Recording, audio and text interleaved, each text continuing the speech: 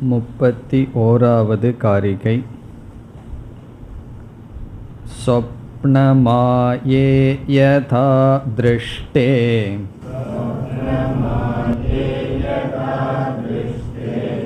கந்தர்வநகரம் ததா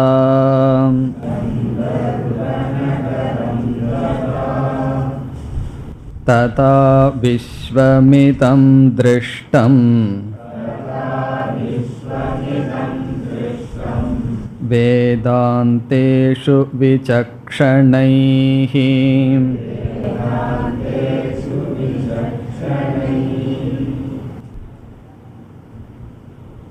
இந்த காரிகையில் ஜெகத்தினுடைய மித்யாத்துவத்துக்கு ஸ்ருதி பிரமாணம் மூலம் என்று கூறப்படுகின்றது. இதுவரை யுக்தியை பிரதானமாக கொண்டு ஜெகத்தானது, அதாவது துவைதமானது மித்யா என்று பேசப்பட்டு வந்தது. இங்கு ஆசிரியர் இவ்விதம் நாம் கொள்கின்ற முடிவுக்கு மூலம் வேதாந்தம் என்று கூறுகின்றார். சொப்பனமாயே யதா திருஷ்டே. சொப்பனம் நம்முடைய கனவு, மாயா இந்திரஜாலம், இந்த இரண்டும் எப்படி பார்க்கப்படுகின்றதோ, கந்தர்வ நகரம் யதா, எப்படி கந்தர்வ நகரம் திருஷ்டம் பொய்யாக பார்க்கப்படுகின்றதோ, ததா இதம் விஸ்வம் திருஷ்டம், அதே விதத்தில் இந்த உலகமானது பார்க்கப்படுகின்றது. யாரால்? வேதாந்தேஷு விசக்ஷணைஹி, விசக்ஷணைஹி ஞானிகளால். எங்கு பார்க்கப்பட்டது? வேதாந்தேஷு, உபனிஷத் வாக்கியங்களில் இந்த உண்மை பார்க்கப்பட்டது. இதுவரை யுக்தியினால் பார்க்கப்பட்டது, இப்பொழுது வேதாந்தத்திலும் பார்க்கப்பட்டது என்று யுக்தியினாலும் ஸ்ருதியினாலும் ஜெகன் மித்யாத்துவத்தை ஆசிரியர் இதுவரை ஸ்தாபித்தார். இனி அடுத்த காரிகை 32. ந நிரோதோ ந சோத்பத்திஹி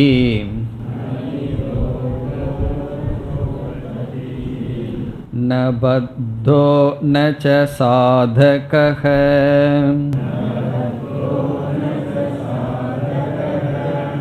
ந முமுக்ஷுர்ந வை முக்தஹ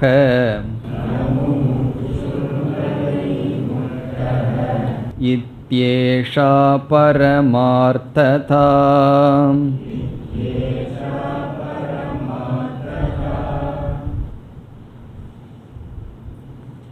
32வது காரிகையிலிருந்து 34வது காரிகை வரை உபசம்ஹாரக, முடிவுரை. உபசம்ஹாரம் என்றால் முடிவு. இதுவரை ஆசிரியர் பேசி வந்த கருத்தை முடிவுரை செய்கின்றார். இந்த அத்தியாயத்தில் இதுவரை நாம் முக்கிய கருத்தாக என்ன பார்த்தோம்? ஒரே ஒரு கருத்து, வைதத்தியம். வைதத்தியம் என்றால் மித்யா. எதனுடைய வைதத்தியம்? ஜெகத்தினுடைய வைதத்தியம். இந்த பிரபஞ்சம் அல்லது துவைதம் மித்யா என்பதுதான் இந்த அத்தியாயத்தினுடைய மைய கருத்து. அதை முடிக்கின்றார் இந்த காரிகைகளில்.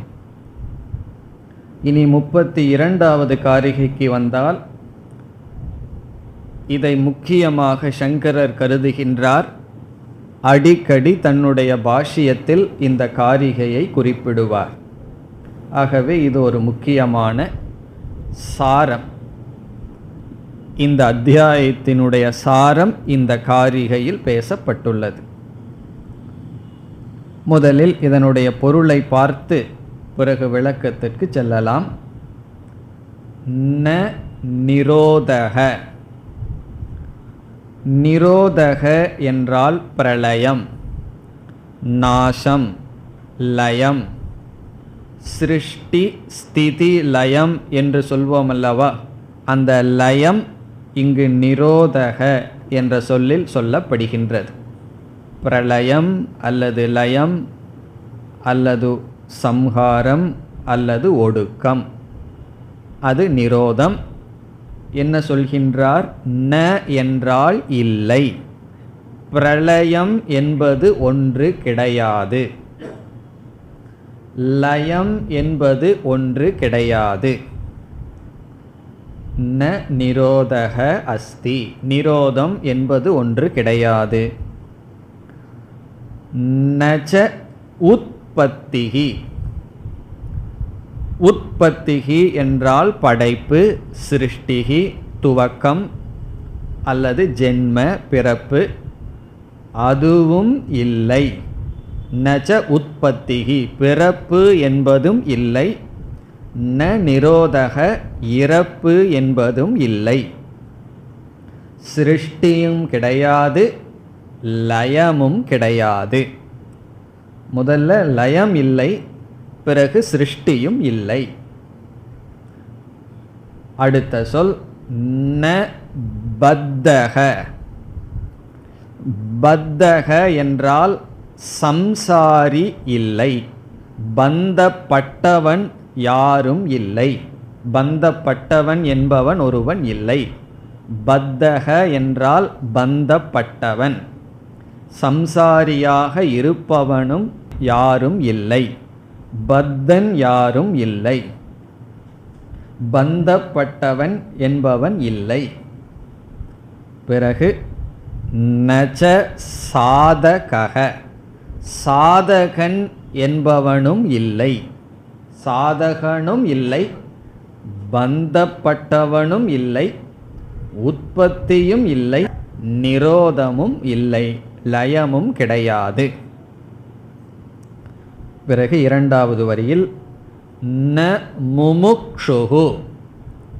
முமுக்ஷு என்பவனும் யாரும் இல்லை, முமுக்ஷுவும் கிடையாது. அப்படின்னா முக்தன் இருப்பானா? இதெல்லாம் இல்லைன்னா முக்தனாக நான் இருக்கிறேனேன்னு சொன்னால் ஆசிரியர் சொல்றார் நவை முக்தக. முக்தன்னு ஒருவனும் கிடையாது. இந்த இடத்துல வைன்னு வேற போட்டுறார். வைனா இண்டீட், உண்மையில். முக்தனும் இல்லை, பந்தனும் கிடையாது, பந்தப்பட்டவனும் இல்லை, சாதகனும் இல்லை, முமுக்ஷுவும் இல்லைன்னு சொன்னா முக்தன் எப்படி இருக்க முடியும்? ஆகவே நவை முக்தக, முக்தன் என்பவனும் இல்லை. ஈதி, இந்த தத்துவமானது இவ்விதம் நாம் பார்த்தோம் அல்லவா. பிரளயம் இல்லை, உற்பத்தி இல்லை, பந்தப்பட்டவன் இல்லை, சாதகன் இல்லை, முமுக்ஷு இல்லை, முக்தனும் கிடையாது.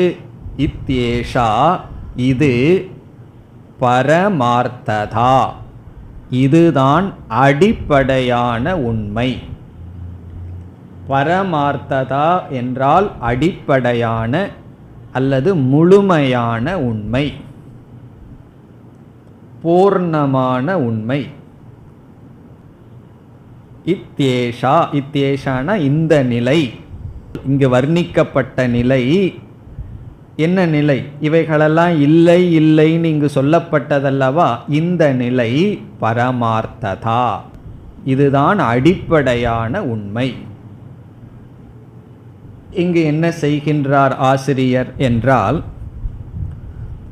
இதுவரை ஸ்ருதி பிரமாண யுக்தி பிரமாணத்தினால் துவைதத்தினுடைய அபாவமானது ஸ்தாபனம் செய்யப்பட்டது, இருமையினுடைய இல்லாமை நிச்சயம் செய்யப்பட்டது.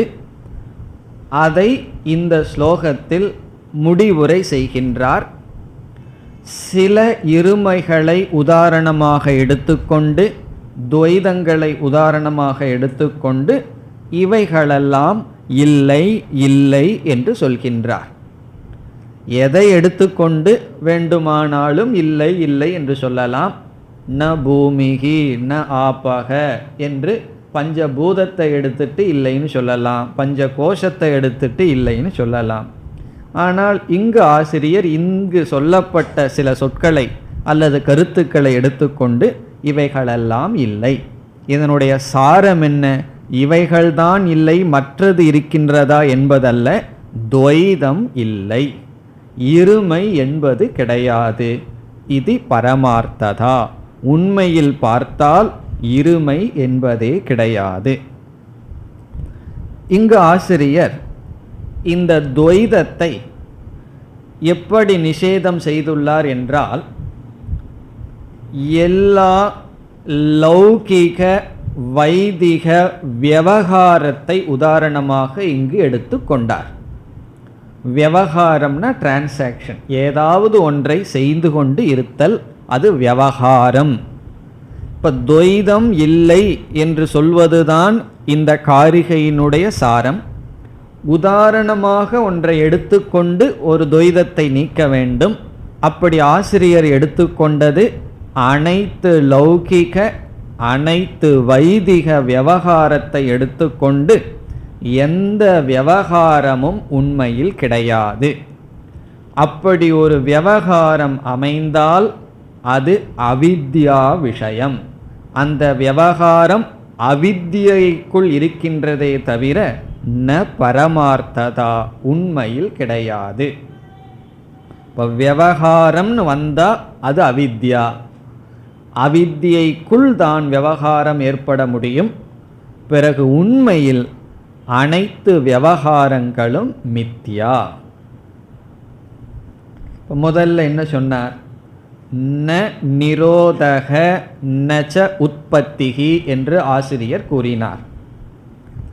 உற்பத்தியும் பிரளயமும் இல்லை. இப்போ துவைதம் என்றால் என்ன? நாம் தோன்றியுள்ள இந்த உலகத்தை துவைதம், உலகம் தோன்றியது, மாறிக்கொண்டிருக்கின்றது, இது இருக்கின்றது என்று சொல்கின்றோம். ஆசிரியர் சொல்றார், எந்த பொருளினுடைய உற்பத்தி நடக்கவே இல்லை என்று சொல்கின்றார். நச்ச உற்பத்திகி என்றால் எதனுடைய தோற்றம் இல்லவே இல்லை, எதனுடைய தோற்றமும் சம்பவிக்கவில்லை, எதுவும் தோன்றவில்லை. இல்லையே, நம்ம பார்த்திருக்கிறோமே, இவ்வளவு தோன்றி இருக்கின்றதே என்றால் கடைசி சொல் பரமார்த்ததா, உண்மையில் எதுவும் தோன்றவில்லை. பிறகு தோன்றியது போல் தெரிகிறதேன்னு சொன்னா என்ன சொல்லுவார் ஆசிரியர்? அப்படி நீ சொன்னால் நன்று. தோன்றியது போல் தெரிகின்றது என்றால் என்ன? தோன்றவில்லை. உன்னிடம் அறிவு இருக்கிறது போல் தெரிகிறதுன்னு சொன்னா என்ன பொருள்? அறிவு இல்லை என்பது பொருள். அதே போல் இந்த உலகம் தோன்றியது போல் தெரிகிறதுன்னு சொல்லிவிட்டால் அவன் பூர்வபக்ஷி அல்ல, அவன் சித்தாந்தி ஆகிவிடுவான். ஆகவே உண்மையில் உற்பத்தி என்பது நடக்கவே இல்லை. சரி, ஏதாவது உற்பத்தி ஆயிருந்தால் தானே அது லயமடைய வேண்டும், பிரளயமடைய வேண்டும். ஆகவே உற்பத்தி அடையாத காரணத்தினால், எதுவும் தோன்றாத காரணத்தினால் ந நிரோதக, எதுவும் லயமடையவில்லை, எதுவும் நாசத்தை அடையவில்லை. பிறகு பந்தம் என்றால் என்ன? துயரம் என்றால் எப்பொழுதுமே ஒரு துயரம் வருவதற்கு ஏதாவது ஒன்று உற்பத்தி ஆயிருக்க வேண்டும், ஏதாவது ஒன்று நாசமடைந்திருக்க வேண்டும். ஒன்றுமே நடக்காத பொழுது நாம் துயரப்பட மாட்டோம். ஏதாவது ஒன்று தோன்றி இருக்கணும், உடல்ல ஏதாவது ஒரு நோய் தோன்றி இருக்கணும், அது துயரம் வரலாம். அல்லது சுகம் வரணும்னா ஏதாவது பொருள் நமக்கு வந்திருக்க வேண்டும். பிறகு நாசம், ஏதாவது இருப்பது நாசம் அடைந்திருக்க வேண்டும் துயரத்திற்கு, பந்தத்திற்கு. இங்கு ஆசிரியர் முதல் 2 சொற்களில் என்ன செய்து விட்டார்? எந்த பொருளும் உற்பத்தியாகவில்லை, அப்படி இருக்கையில் எந்த பொருளும் லயமடையவில்லை என்றால் பந்தம் எப்படி நடைபெறும்? பந்தம் அல்லது கட்டுதல், சம்சாரம் என்று வர வேண்டும் என்றால் ஏதாவது ஒரு உற்பத்தி, ஏதாவது ஒரு நாச நிமித்தமாகத்தான் பந்தம் வரும். நம்ம மனதில் ஒரு துயரம் வந்திருக்குன்னா ஏதாவது ஒரு உற்பத்தி ஆயிருக்கணும். அட்லீஸ்ட் அந்த எண்ணமாவது உற்பத்தி ஆயிருக்கணும், துக்க விருத்தியாவது மனசில் வந்திருக்கணும். எதுவுமே வரவில்லை, எதுவுமே அழியவில்லை என்றால் பந்தம் என்பது கிடையாது. இப்போ பந்தம் இல்லை என்றால் பந்தப்பட்டவன் எப்படி இருக்க முடியும்? ஆகவே ந பத்தக, பத்தகங்கிற சொல் பந்தத்தை உடைய மனிதனை குறிக்கின்றது. பந்தப்பட்டவனும் யாரும் இல்லை. அதுக்கு என்ன காரணம் சொல்லணும்? பந்தம் இல்லை. காரணம் என்ன? உற்பத்தி லய அபாவாத். உற்பத்தியும் லயமும் இல்லாத காரணத்தினால் பந்தம் இல்லை. பந்தம் இல்லாத காரணத்தினால் பந்தப்பட்டவன் இல்லை. சரி, பந்தப்பட்டவன் இல்லைன்னு சொன்னா அடுத்தவன் இருக்க மாட்டான். யார்? சாதக. சாதகன் இல்லை. சாதகன் யார்னா பந்தத்தை நிவிருத்தி செய்ய வேண்டும் என்ற சாத்தியத்தை விரும்புபவன் சாதகன்.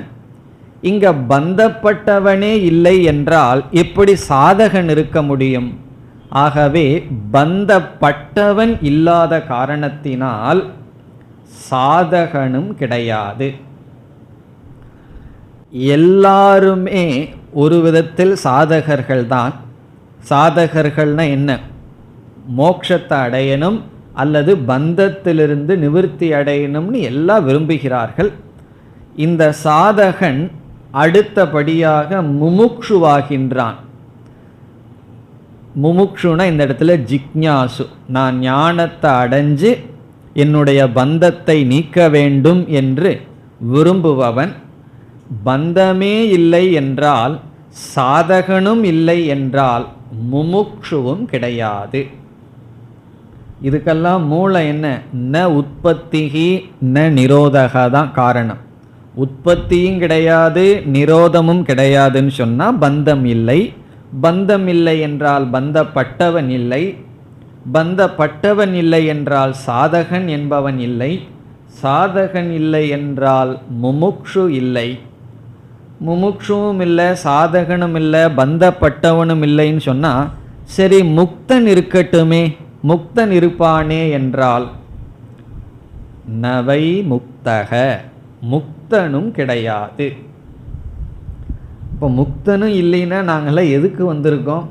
நாங்கள் என்ன அடையிறதுக்கு முயற்சி பண்ணிட்டு இருக்கோம்னு சொன்னால் என்ன சொல்றார்? இத்யேஷா பரமார்த்ததா, இதுதான் அடிப்படையான உண்மை. முக்தனும் இல்லை. இனி நாம் முதல் கேள்விக்கு பதில் வருவோம், முதல் பகுதிக்கு வருவோம். உற்பத்தி இல்லை என்ற ஒரு காரணத்தை வைத்து கொண்டு அனைத்தும் இல்லைன்னு சாதிச்சோம்.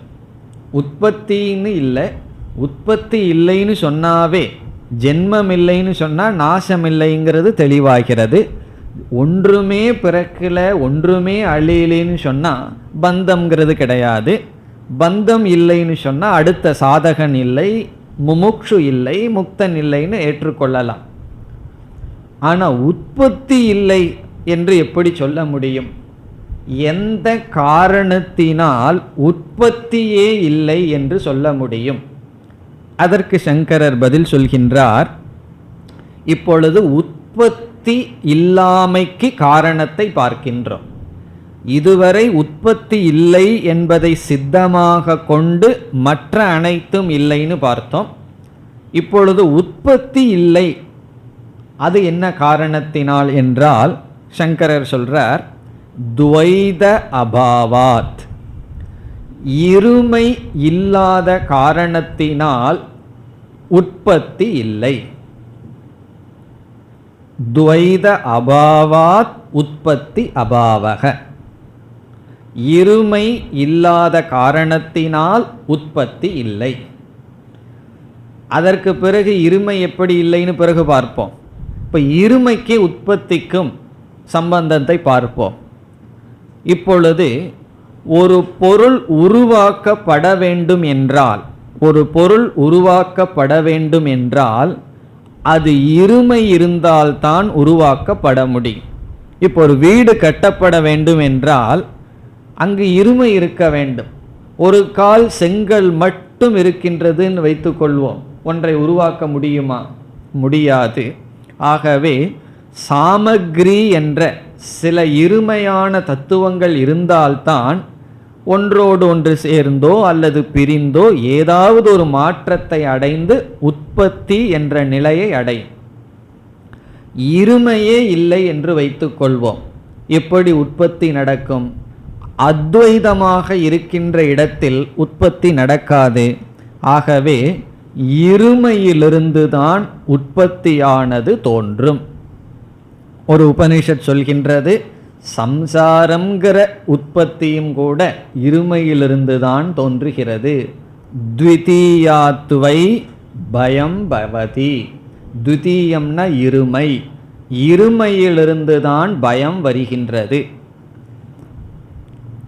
இல்லையே சில சமயம் நான் ஒருவன் தனியாக இருக்கிறனேன்னு பயந்துட்டு இருக்கிறனேன்னு சொன்னால், சில சமயம் அப்படி நினைக்கிறோமல்லவா, வீட்டில் நான் தனியாக இருக்கிறனேன்னு, தனியாக இருந்தாலும் பயம் வருதுன்னு சொன்னால், தனியாக இருந்தால் நம்மை சார்ந்தவர்கள் இல்லை என்றால் நம்மை சாராதவர்கள் வந்து விடுவார்களோன்னு தான் பயம். தனிமையில் இருக்கிறதுல பயமே கிடையாது. தனிமையில் இருக்கிறது நல்லது, யார் எந்த தொந்தரவும் செய்ய மாட்டார்கள். ஆனால் அங்கே பயத்துக்கு காரணம் தனிமை அல்ல. தனிமையில் இருக்கும் பொழுது நம்மை சார்ந்தவர்கள் யாரும் இல்லை, சாராதவர்கள் வந்து விடுவார்களாங்கிற துவைதம், அந்த துவைதத்திலிருந்து தான் பயம் வருகின்றது. ஆகவே அது சம்சாரமாகட்டும் எதுவாகட்டும் இருமையிலிருந்து தான் பயம் வருகின்றது அல்லது உற்பத்தி வருகின்றது. எதனுடைய உற்பத்தியும் இருமையிலிருந்து தோன்றுகிறது. ஒரு கால் இருமை இல்லை என்று நிரூபித்து விட்டால் எதை நாம் நிரூபித்தவர்களாகின்றோம்? உற்பத்தி இல்லை என்பதை நாம் நிரூபித்தவர்கள் ஆகிறோம். உற்பத்தி இல்லைன்னு நிரூபிச்சிட்டோம்னா இங்கே என்னென்னலாம் அடுத்தது சொன்னாரோ அதெல்லாம் இல்லைங்கிறது சித்திக்கின்றது.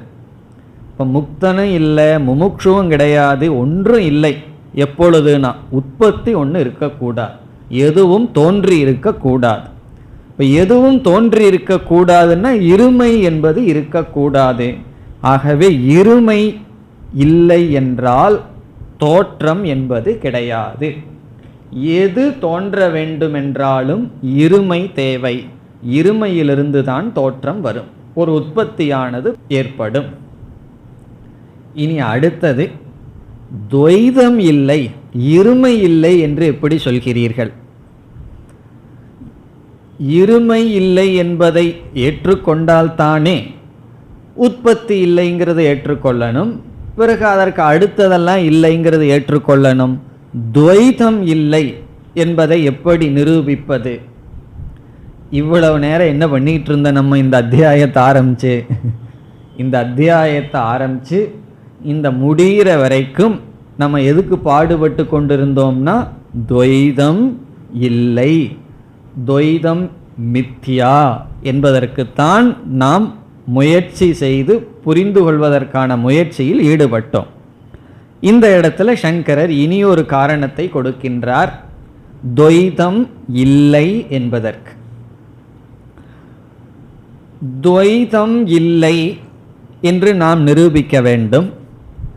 ஆனால் சங்கரர் துவைதம் மித்தியா என்று நிரூபிக்கின்றார். இப்போ மித்தியா என்பதற்கும் இல்லாமை அசத் என்பதற்கும் என்ன வேறுபாடு?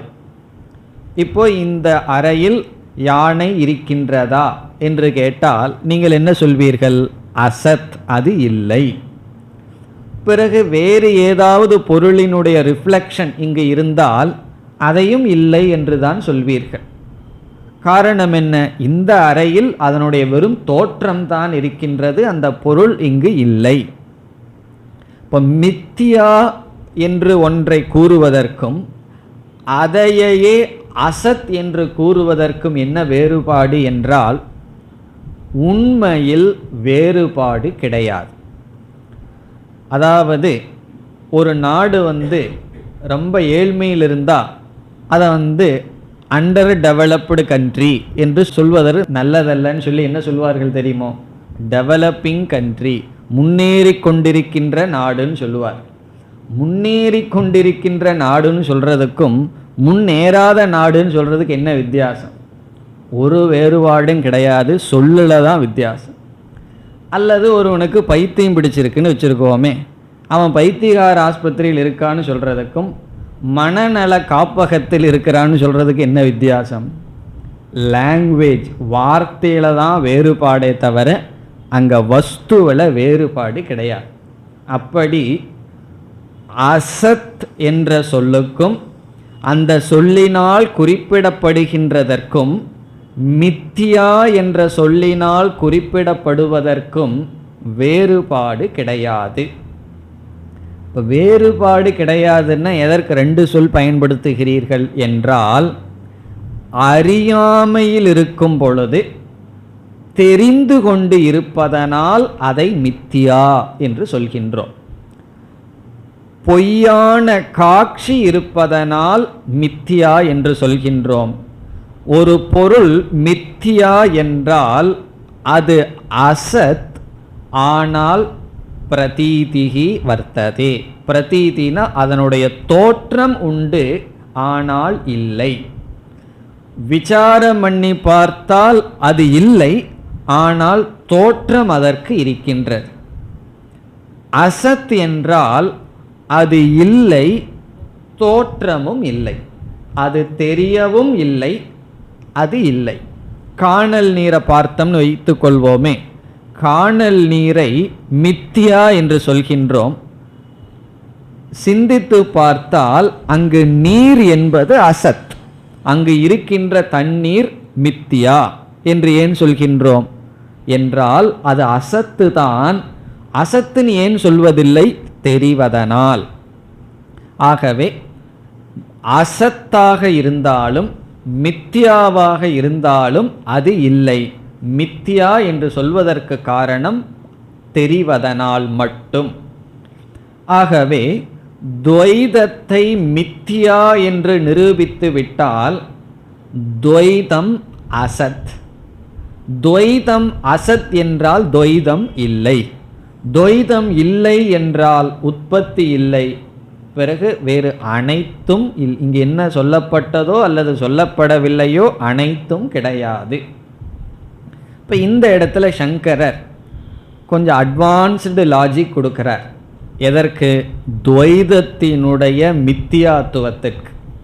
இப்போ இதுவரைக்கும் துவைதத்தினுடைய மித்தியாத்துவத்திற்கு என்னென்ன ஹேதுகள் பார்த்தோம் என்று கேள்வி கேட்டால் பதில் சொல்லணும்.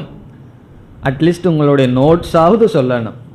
அதிலெல்லாம் நம்ம பார்த்துட்டு வந்தோம் எத்தனை ஹேதுகளினால் மித்தியா மித்தியா என்றெல்லாம், அதுக்கெல்லாம் அப்ஜெக்ஷன் எல்லாம் வந்தது, அதெல்லாம் பார்த்தோம்.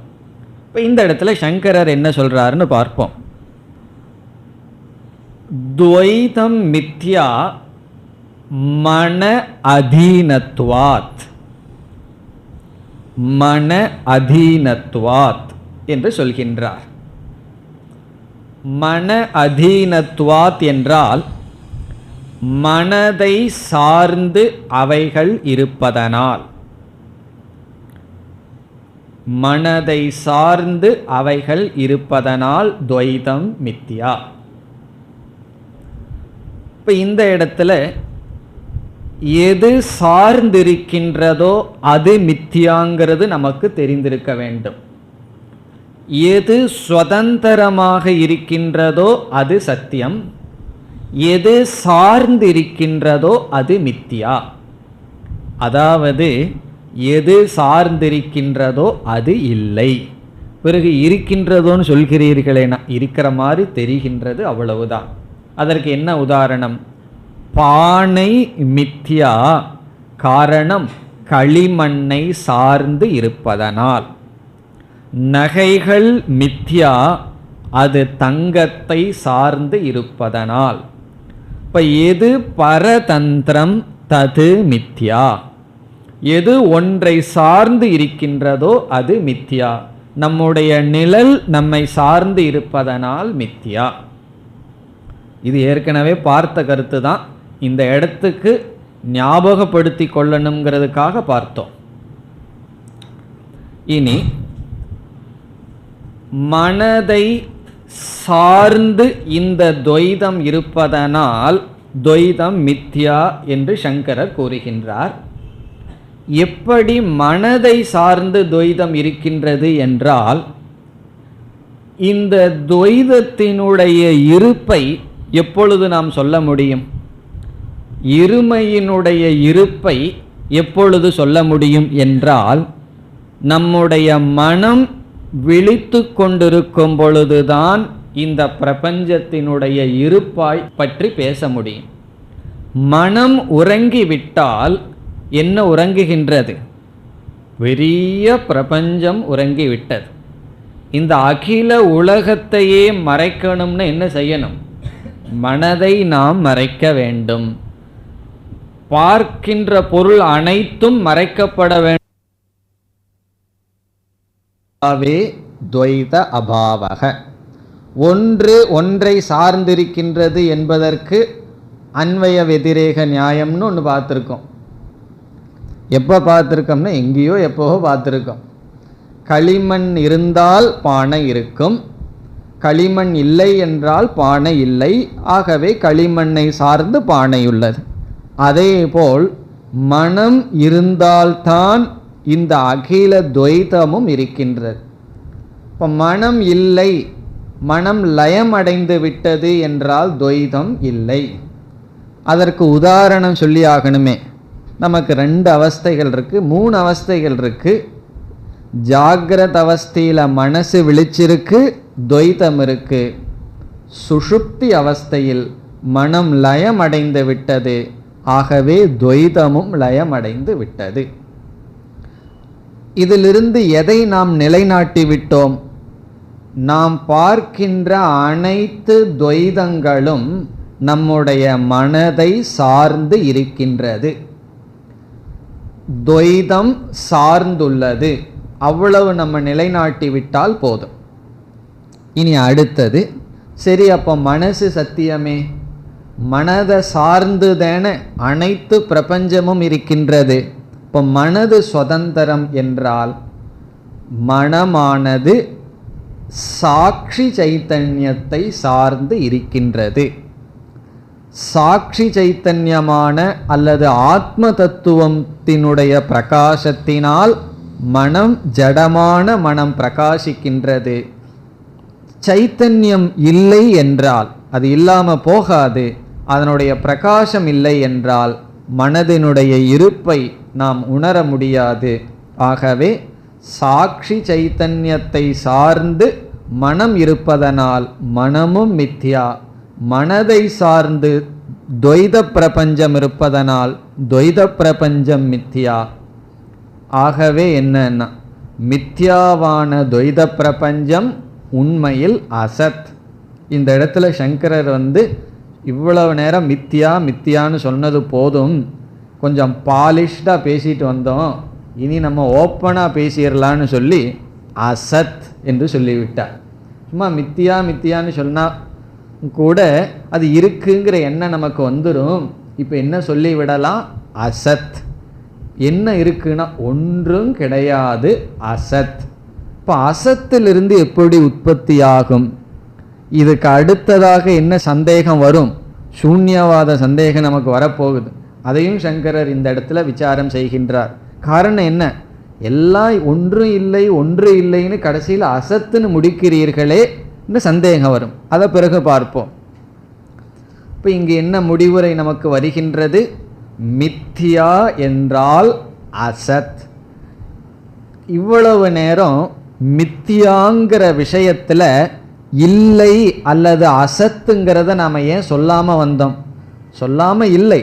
அதற்கு ஏன் முக்கியத்துவம் கொடுக்கலைன்னு சொன்னால், நம்மளுடைய வாசனை ரொம்ப திருடமாக இருக்கு. அதனால என்ன பண்ணி வச்சோம், மித்தியா மித்தியான்னு சொல்லிட்டு வந்தோம். ஆனால் என்ன மனதுக்குள்ள புரிந்து கொள்ள வேண்டும், ஒரு பொருளை மித்தியா என்று சொன்னால் அந்த பொருள் அசத், அது கிடையாது. பிறகு தெரியுதேன்னு சொன்னா அதற்கு முக்கியத்துவம் கொடுக்க கூடாது. அது தெரியுதேங்கிறது உன்னுடைய அறியாமை, உன்னுடைய தவறு. பிறகு என்னன்னா அது இல்லை. ஆகவே என்ன முடிவுக்கு வர்றோம், இப்போ மனதை சார்ந்து துவைதம் இருக்கின்றது, மனம் ஆத்மாவை சார்ந்து இருக்கின்றது. ஆகவே அனைத்து துவைதங்களும் மித்தியா என்றால் அசத்.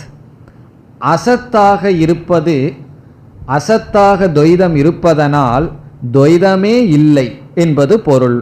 துவைதம் இல்லை என்றால் உற்பத்திக்கு வாய்ப்பில்லை.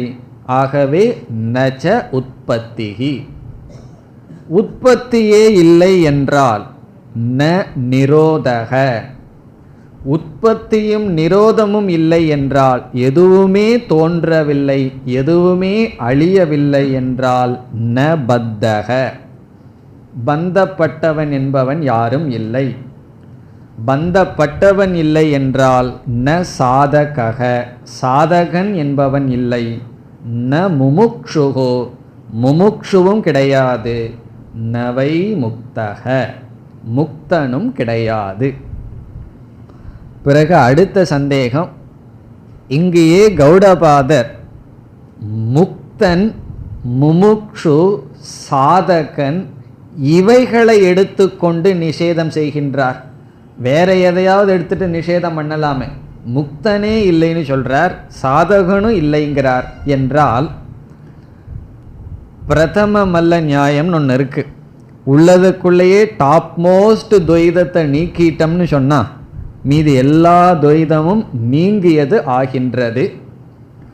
அதாவது இங்கு என்ன சொல்ல விரும்புகின்றார், அனைத்து விவகாரங்களும் அவித்யினுடைய அறியாமையினுடைய அவஸ்தைக்குள் நடைபெறுகின்றது. உண்மையில் எந்த விவகாரமும் கிடையாது. இங்கு விவகாரத்தை அட்டாக் பண்றார், தாக்குகின்றார். அந்த விவகாரத்திலேயே உயர்ந்த விவகாரம் என்ன, எத்தனையோ டீலிங்ஸ் இருக்கு, எத்தனையோ வியாபாரம் பண்ணிட்டு இருக்கோம். வியாபாரம்னு ஒரு வியாபாரம் பண்ணிட்டு இருக்கோம் பணம் சம்பாதிக்கிறதுக்காக. எல்லா விவகாரத்திலையும் பெரிய விவகாரம் என்னன்னு சொன்னா சாதகன் சாத்தியம் அல்லது முமுக்ஷுகு மோக்ஷத்தை அடைதல்ங்கிறதான் கடைசி விவகாரம், பெரிய விவகாரமும் கூட. கடைசி விவகாரம்னு அர்த்தம். நம்மளுடைய கடைசி விவகாரம் எதுன்னு சொன்னா சாதகனா இருந்து முமுக்ஷுவா மாறி பிறகு முக்தனாகிறது தான். அதற்கு மேல் அவனுக்கு ஒரு விவகாரம் கிடையாது. அந்த விவகாரத்தை எடுத்து கொண்டார். இப்போ இங்கு எடுத்துக்கொண்ட விவகாரம் அல்லது நம்முடைய வாழ்க்கையே என்னவென்றால், ஒரு சாதனையை கையாண்டு ஒரு சாத்தியத்தை அடைவதுதான் பிறப்பிலிருந்து இறப்பு வரை நடக்கின்ற வாழ்க்கை. நம்முடைய வாழ்க்கையே சாதன சாத்திய ரூப விவகாரத்தில் இருக்கின்றது. முதல்ல பேசி பார்க்கிறது, பிறகு நடந்து பார்த்தல், நடந்து பழகுதல், இப்படி அனைத்தும் சாதன சாத்திய ரூபமாக நடந்து கொண்டிருப்பதுதான் விவகாரம், துவைதம், பிரபஞ்சம். இப்போ இதில் பிரபஞ்சத்திற்கு வேறொரு உபனிஷத்தில் என்ன லட்சணம் கொடுக்கப்படுகின்றது, பிரபஞ்சம்னா துவைதத்திற்கு சாதன சாத்திய ரூபக பிரபஞ்சக. இந்த துவைதமே சாதன சாத்திய ரூபமாக படைக்கப்பட்டிருக்கின்றது. விதவிதமான கோணத்தில் இந்த உலகத்தை பார்க்கலாம். பஞ்சபூதத்தில் படைக்கப்பட்டிருக்குன்னு பார்க்கலாம், அப்படி விதவிதமாக பார்க்கலாம். ஒரு கோணத்தில் இந்த துவைதத்தை பார்த்தால் சாதன சாத்திய ரூபமாக இந்த உலகம் படைக்கப்பட்டிருக்கிறது. இது ரொம்ப ஆழ்ந்த கருத்து. நம்ம வாழ்க்கையில் ஒரு பொருள் சாதனையாகின்றது, அதை கையாண்டு ஒரு சாத்தியத்தை அடைகின்றோம். சாத்தியம்னா ஒரு முடிவை அடைகிறோம். பிறகு என்ன ஆகும்னா அந்த சாத்தியமே சாதனையாக மாறிவிடும். அடுத்ததற்கு இப்போ உழைப்புங்கிற சாதனையை பயன்படுத்தி பணம்ங்கிற சாத்தியத்தை அடையிறோம். பிறகு பணம் என்ன ஆகின்றது? அதுவே சாதனையாகின்றது வேறு ஒரு சாத்தியத்திற்கு. இப்படி அகில பிரபஞ்சமுமே சாதன சாத்திய ரூபமாக இருந்து கொண்டு வருகின்றது. அந்த சாதனையை கையாளுபவனுக்கு சாதகன் என்றும், சாத்தியத்தை அடைஞ்சவனுக்கு அந்த சாத்தியத்தை பொறுத்தவரை முக்தனாகின்றான். இப்படி பிரபஞ்சமே சாதன சாத்திய ரூபமாக இருக்கின்றது. இப்போ இந்த உலகத்தை பார்த்தோம்னா எவ்வளவு பொருள்கள் இருக்கின்றதோ அனைத்து பொருள்களையும் நம்ம ரெண்டாக பிரிச்சிடலாம். இது சாதனை, இது சாத்தியம்னு பிரித்து விடலாம். நாம் பார்க்கிற பொருள்கள், இருக்கிற சூழ்நிலைகள் அனைத்தையும் இது சாதனை, இது சாத்தியம்னு பிரித்து விடலாம். இப்போ ரிஷிகேஷ் போகணும்னு புறப்பட்டோம்னா அது நமக்கு சாத்தியமாகின்றது. முதல்ல எங்கே பிளான் பண்ணுவோம்? டெல்லிக்கு எப்படி போகணும்னு பிளான் பண்ணுவோம். அது சாத்தியமாக முதலில் இருக்கின்றது. அங்கு செல்லும் வரை அது சாத்தியம். அதெல்லாம் பார்க்கலாம். ட்ரெயினில் போகிற வரைக்கும் டெல்லியை பற்றியே பேசா இருக்குது. எப்போ போய் சேருவோம், எவ்வளோ மணி நேரம் லேட்டாக போய் சேருவோம். அதுதான் எப்போ போய் சேருவோம்னா என்ன, எவ்வளோ மணி நேரம் லேட்டாக போய் சேருவோம். அதுதான் போய் சேர்ந்தவுடன் என்ன ஆகின்றது? அடுத்த பேச்சு டாப்பிக்கை பார்த்தீங்கன்னா பஸ் எப்போ வரும், எப்போ போவோம்னு அடுத்தது. அப்போ எது சாத்தியமாக இருந்ததோ அது சாதனையாக மாறிவிட்டது. பிறகு அடுத்தது அங்கே போன உடனே அங்கேயாவது ஒரு 10 நாள் இருந்துட்டு வர்ற பிளான் இருந்ததுன்னா 10 நாள் அங்கே இருக்கணும்னா கிடையாது. 11ஆவது நாள் புறப்படுறதை பற்றி முதல் நாளே ஆரம்பிச்சிருவார்கள். அப்போ அது என்ன ஆகுதுன்னா அது சாத்தியமாக இருக்கிறது போய் சாதனையாக மாறிவிட்டது. இப்படி அகில பிரபஞ்சமுமே சாதன சாத்தியமாக இருக்கின்றது. இதில் ஒருவன் மோட்சத்தை அடைஞ்சிட்டான்ங்கிறதுக்கு என்ன லட்சணம்னா, இந்த உலகத்தை நான் பார்க்கும் பொழுது எனக்கு எந்த பொருளும் சாதனையாகவும் எந்த பொருளும் சாத்தியமாகவும் தெரியவில்லையோ அப்பொழுது இந்த உலகத்திலிருந்து நாம் விடுதலை அடைந்து விட்டோம் என்பது பொருள். இப்போ எந்த பொருளிலிருந்து நம்ம விடுதலை அடைஞ்சிருக்கோம்னா என்ன அர்த்தம்? எந்த பொருளெல்லாம் எனக்கு சாதனையும் அல்லவோ சாத்தியமும் அல்லவோ அந்த பொருளிலிருந்து நம்ம விடுதலை அடைஞ்சிட்டோம். அந்த பொருளைத்தான் மித்தியான்னு சொல்றதுக்கு நமக்கு யோக்கியதை.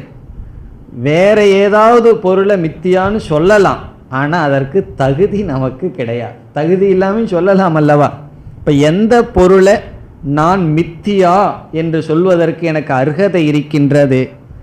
எந்த பொருள் எனக்கு சாதனையும் இல்லையோ, எனக்கு எந்த பொருள் சாத்தியமும் இல்லையோ அந்த பொருள் எனக்கு மித்தியா இருக்கு. ஒரு கால் சாஸ்திரம் இருக்குது, இலக்கணம் இருக்குது, சமஸ்கிருதம் இருக்குது, இதெல்லாம் நான் படித்து எனக்கு ஞானத்தை அடையணுங்கிற ஆசை இருக்குன்னு வச்சுக்குவோமே. அப்போ நான் என்ன ஒத்துக்கணும்? சாஸ்திரமாகட்டும் சான்ஸ்கிரிட் ஆகட்டும் இதெல்லாம் மித்தியா அல்ல. மித்தியான வாயில சொல்லலாம், எனக்கு அது சத்தியம். காரணம் என்னவென்றால், ஒரு பொருள் மித்தியாவாக நமக்கு தெரிந்தால் கண்டிப்பா அது சாதனையாகவோ சாத்தியமாகவோ இருக்காது. ஒரு பொருள் சத்தியமாக இருந்தால்தான் அது சாதனையாகவோ சாத்தியமாகவோ நமக்கு தெரியும். இப்போ தூரத்திலிருந்து நம்ம பார்க்கின்றோம், காணல் நீர் நமக்கு தெரிகிறது, ஆனால் உண்மையான நீர்னு நினைத்து விட்டோம். அப்போ என்ன ஆகும்? அது சாத்தியமாக மாறிவிடும். பிறகு அங்கு சென்றதற்கு பிறகு அது காணல் நீர்னு தெரிகிறது. திரும்பி வந்து விடுகின்றோம், மீண்டும் பார்க்கின்றோம், அந்த நீர் சாத்தியமாகுமா என்றால் கண்டிப்பாக சாத்தியமாகாது. காரணம் என்ன? அந்த நீர் மித்யா. இப்போ ஒரு பொருள் மித்யாவாக மாறிவிட்டால் நம்ம மித்தியான்னு வாயில சொல்றது வேற, உண்மையிலேயே அது மித்தியாவாக மாறுறது வேற. நம்மளுடைய ஞானத்துக்கும் பக்குவத்துக்கும் ஆகிவிட்டால் அந்த பொருள் அந்த பொருளிடம் இருக்கின்ற சாதனத்துவம் சாத்தியத்துவம் என்பதை இழந்துவிடும். அதனால் இந்த உலகம் முழுவதும் மித்யா என்று எப்பொழுது நம்மால் உறுதியாக சொல்ல முடியும், அல்லது சொல்வது எப்பொழுது உண்மையாகும்?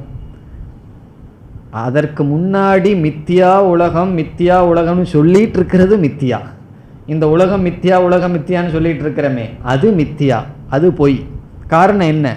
இந்த உலகத்தில் எத்தனையோ பொருள்கள் சாதனையாகவும் சாத்தியமாகவும் இருந்து கொண்டு இருக்கும் வரை அது உண்மையாக நம்மளுடைய மனதுக்குள்ள சத்தியமா இருக்கு, ஆனால் வாயில தான் மித்தியான்னு சொல்கின்றோம். ஆகவே மித்தியாவுக்கு இனியொரு லட்சணம் என்ன? சாதன சாத்தியத்தினுடைய ஸ்டேட்டஸை எது இழக்குதோ அது மித்யா. எதற்கு சாதனங்கிற தன்மையும் சாத்தியங்கிற தன்மையும் இல்லையோ அது மித்யா. அதைத்தான் இங்கு ஆசிரியர் சொல்ல விரும்புகின்றார். இந்த சாதகன் சாத்தியம் என்பது இந்த பிரபஞ்சத்தில் கிடையாது. இதெல்லாம் எப்பொழுதுனா பரமார்த்ததா, உண்மையில் கிடையாது. அப்படி இருக்கின்ற வரை என்னன்னா, எனக்கு ஒரு சாதனை இருக்கு, எனக்கு ஒரு சாத்தியம் இருக்குன்னு சொன்னா அது சத்தியம். பிறகு சாதனையும் சாத்தியமும் மித்யா, அது சத்தியம் அல்ல என்று தெரியும் பொழுது அது சாதனையும் அல்ல சாத்தியமும் அல்ல. ஆகவே இங்கு ஆசிரியர் என்ன சொல்கின்றார்?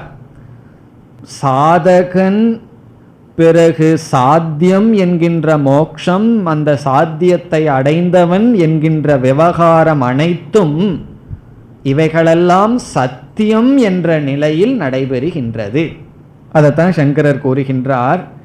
இந்த உற்பத்தி பிரளயம் விவகாரம் எல்லாம் சத்தியமா இருக்கிற வரைக்கும் தான் சாதன சாத்திய விவகாரம் நடக்கும். இப்போ சாதகனாக இருந்து கொண்டு ஒன்றை சாத்தியத்தை அடைகின்றது அனைத்தும் இவைகள் சத்தியமாக இருக்கின்ற நிலையில் இவைகளெல்லாம் மித்யாவாக ஆகிவிட்டால் இவைகள் எதுவும் நடக்காது. அந்த கருத்தை சொல்வதற்குத்தான் இங்கு ஆசிரியர் இந்த உதாரணங்களை எடுத்துக்கொண்டார். இனி கடைசியா நாம பார்க்க வேண்டிய கருத்து இத்யேஷா பரமார்த்ததா என்ற சொல். இந்த காரிகையை கவனமாக புரிந்து கொள்ள வேண்டும். இல்லை என்றால் இது நமக்கு தவறான ஒரு சிந்தனையை அல்லது செயல்பாட்டை கொடுத்துவிடும். ஒன்றுமே இல்லை, சாதனையும் இல்லை, சாத்தியமும் பொய் என்றால் இவைகளையெல்லாம் நான் செய்ய வேண்டாமா, அப்போ நான் ஒரு சாதனையும் செய்ய வேண்டாமா என்ற எண்ணம் வந்துவிடும். இவைகளெல்லாம் சத்தியமாக இருக்கிற வரைக்கும் சாதனையாகத்தான் இருக்கணும், சாத்தியமாகத்தான் இருக்கும். பரமார்த்ததா, உண்மையை உணர்ந்ததற்கு பிறகு இவைகள் அனைத்தும் பொய்யாகின்றது என்பது கருத்து.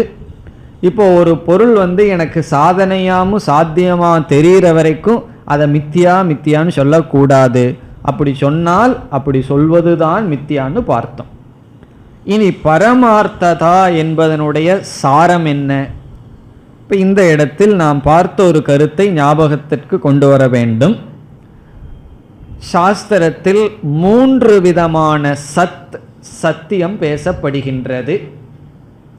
பரமார்த்ததான உண்மை அடிப்படையான உண்மை என்று சொன்னோம். இப்போ அடிப்படையான உண்மைன்னு சொன்னால் அடிப்படை இல்லாத உண்மை இருக்கா?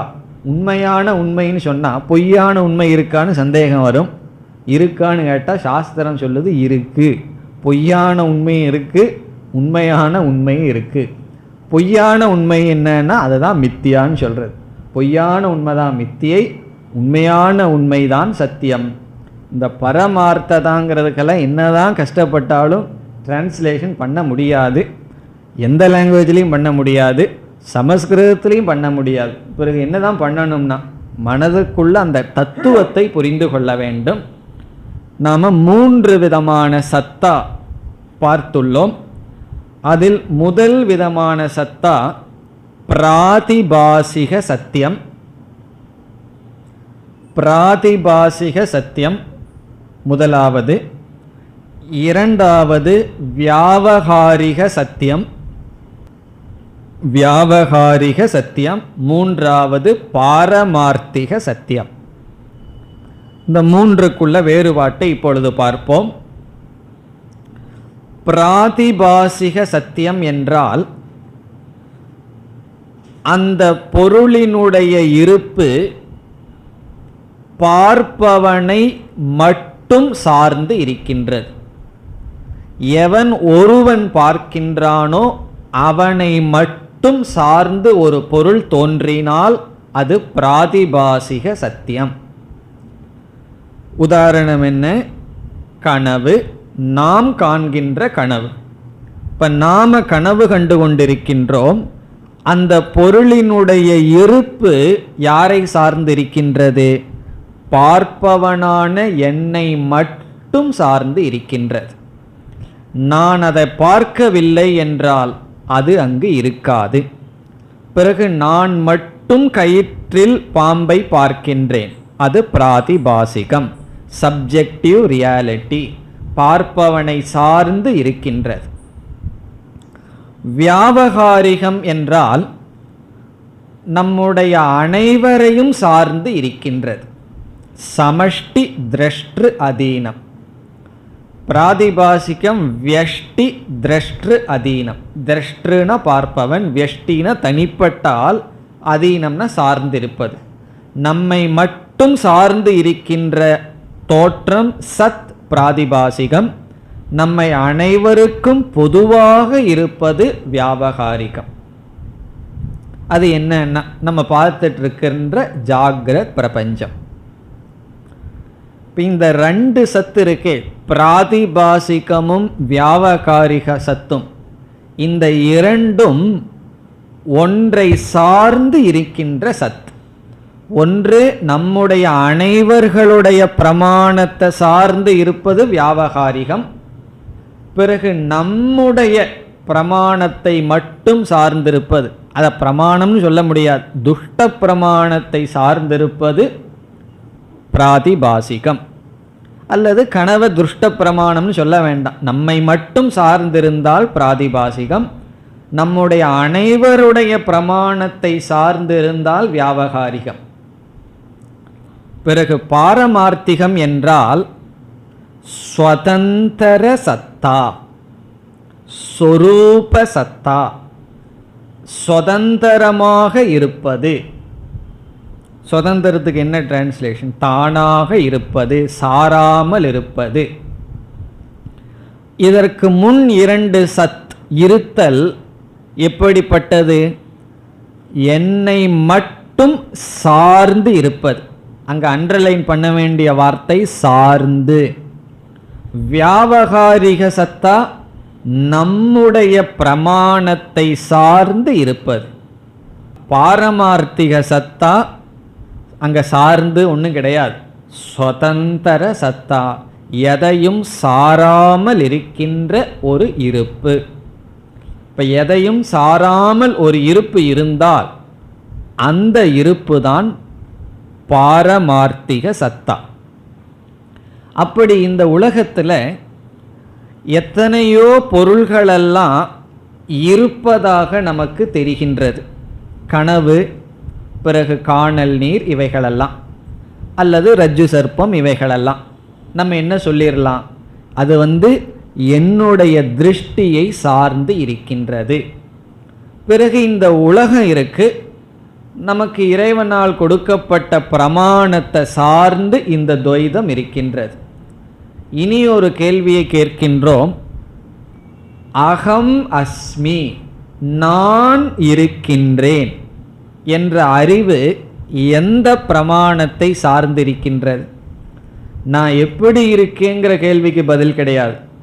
நான் இருக்கின்றேன், என்னுடைய இருப்பு எதை சார்ந்து இருக்கின்றது என்றால், நாம் எந்த பிரமாணத்தை பயன்படுத்தி ஒருவரிடம் கேட்கின்றோம், நீ இருக்கின்றாயா, நீ எங்க இருக்க, எப்படி இருக்கன்னு கேட்டா ஏதோ பேசுவார்.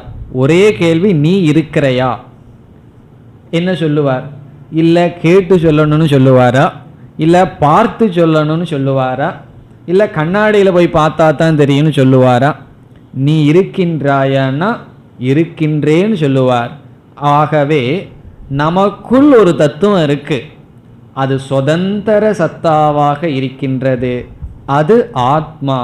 அது எந்த பிரமாணத்தையும் சார்ந்தில்லை.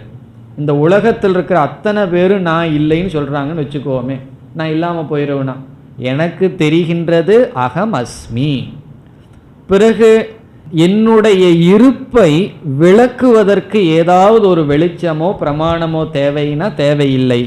ஆகவே எந்த பிரமாணத்தையும் சாராமல் சுதந்திரமாக ஒளிர்ந்து கொண்டிருக்கின்ற சத் பாரமார்த்திக சத், அது ஆத்மா. அதை தவிர அனைத்தும் வியாபகாரிகமோ பிராதிபாசிகமோ மித்யா. இதில் என்ன விசேஷம்னா, நம்ம சத்துங்கிற வார்த்தையை 3க்கு பயன்படுத்தினாலும் உண்மையில் சத்தாக இருப்பது பாரமார்த்திக சத். இந்த வியாபகாரிக சத்தியம் பிராதிபாசிக சத்தியம்ங்கிறது அசத்து. சத்துன்னு சொல்கிறோம், ஆனால் அசத், அது கிடையாது. ஆகவே இங்கு பரமார்த்ததா என்றால் பாரமார்த்திக நிலையிலிருந்து பார்த்தால் அனைத்தும் அசத், எந்த விவகாரமும் கிடையாது, துவைதமும் கிடையாது. எதனுடைய அடிப்படையில்? பாரமார்த்திக சத்தினுடைய அடிப்படையில். அந்த சத்து நமக்கு புரியாத வரை இந்த விவகாரமெல்லாம் சத்தியமாக இருக்கணும். சத்தியமாக இருந்தால் தான் ஒரு சாதனையை பயன்படுத்தி சாத்தியத்தை அடைய முடியும். ஆகவே இந்த ஸ்லோகமானது இந்த அத்தியாயத்தினுடைய மைய கருத்து. இதில் என்ன சொல்றார்? அனைத்தும் மித்தியா இஸ் ஈக்குவல் டு அசத், கிடையாது. இருக்கிறது ஒரே ஒரு தத்துவம், அது அகம் அல்லது ஆத்மா அல்லது பிரம்ம, அது பாரமார்த்திக சத்.